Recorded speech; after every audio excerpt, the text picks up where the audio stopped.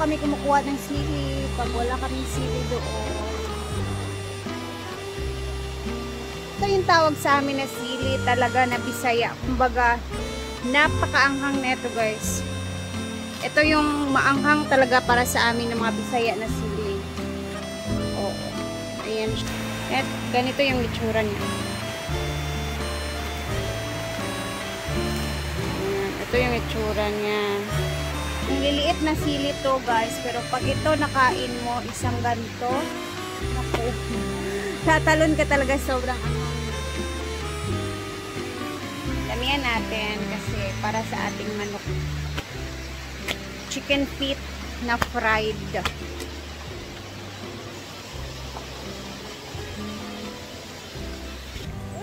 Tingnan niyo yung radish guys, oh. Wow! Tsaka ang gaganda ng tubo ng mga spring onions. Bali, dalawa lang yung radish na tumubo, pero at least, diba, tumubo siya. And then, mang-harvest tayo ng okra kasi yung okra, pag may tumubo na, kinukuha na namin agad para hindi siya matagalan, para makain talaga ba.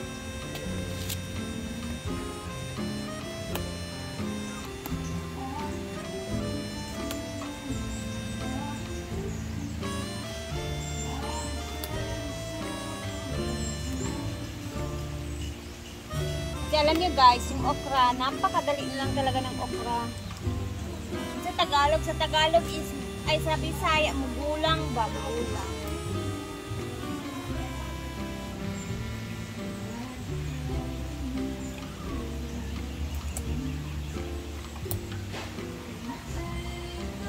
Fresh!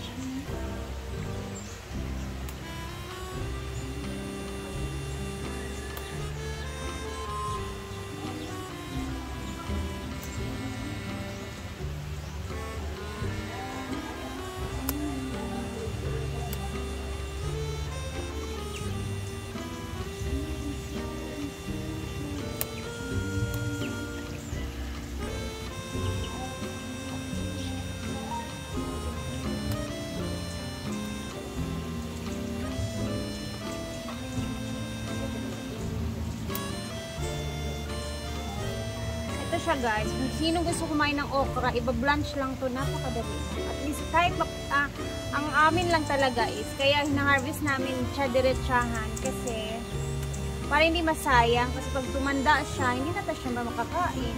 So sayang, at least ito pwede din to idala doon kina Nanay Conching kung gusto nilang manghingi ng ganito, 'di ba? Ganun lang siya.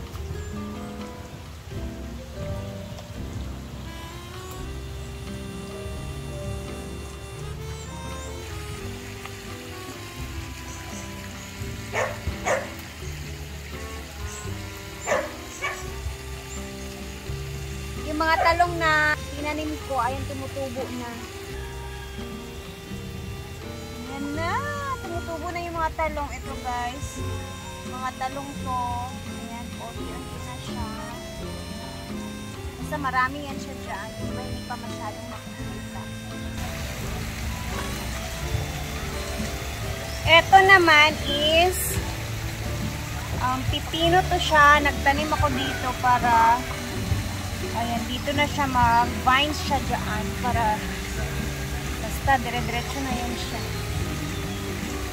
And meron ako ditong tinanim na ang liliit pa ng mga petchay. So hopefully malaki na siya para makapag-harvest tayo.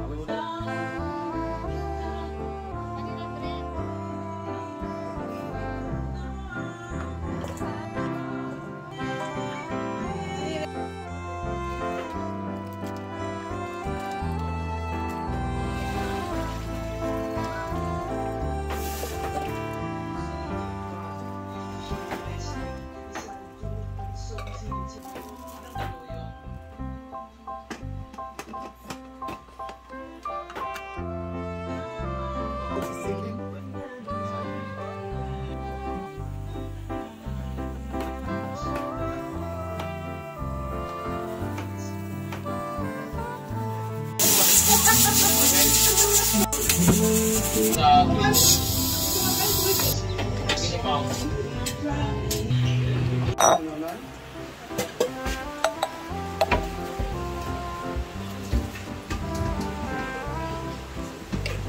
crispy fries.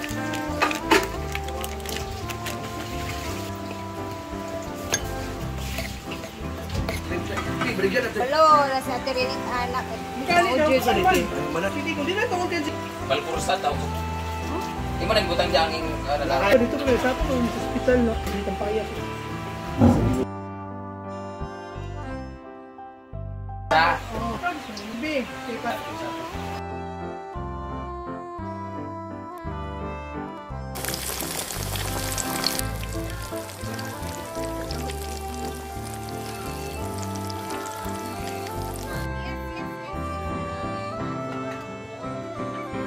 lalo na balik ko ka. Kasi kinanawa na ito.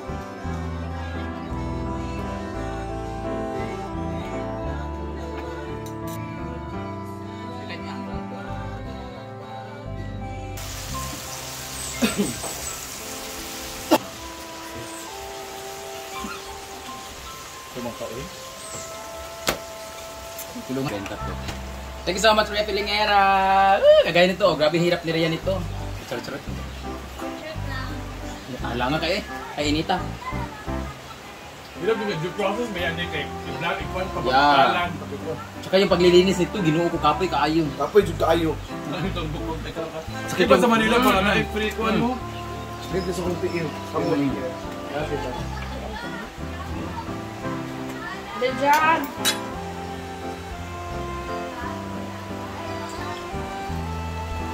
Kami ko mag Bitin sa dyan.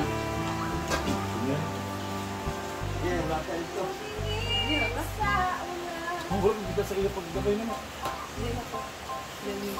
Ano na? Ano lagi? Lagi next. One pa. Uy, baon ba inamo ni papunta sa pool? Kaon lang ninyo. Ikaw magdala na. Wag, ready ko.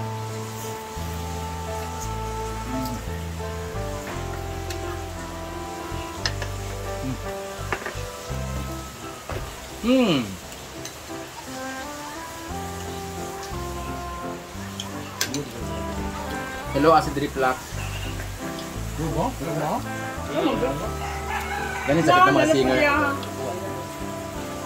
Pwede ba kami yan?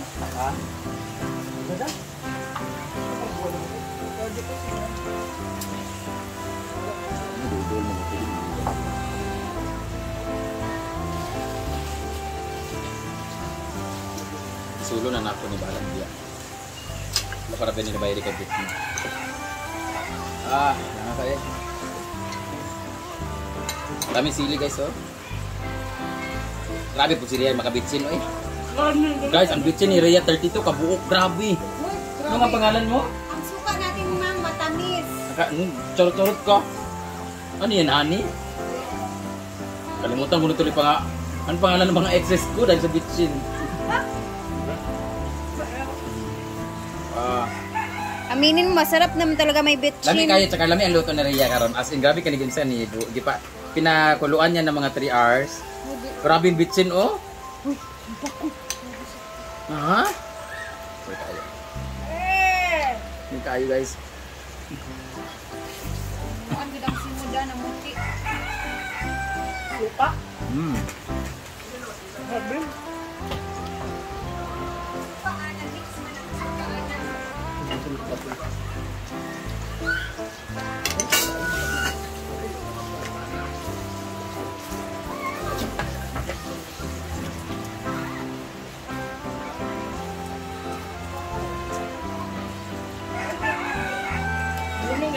Na nag-message, Christian Pasio. Pila magloloko. Thank you, Rhea Pilingera. Thank you, Britney, sa pamalengke. Thank you, Brenda, sa bayad. Kumanggapon. Uy, maligo ba? Hindi ko lagi. Maligo ba? Tamig pulon ta. Apit. Ja.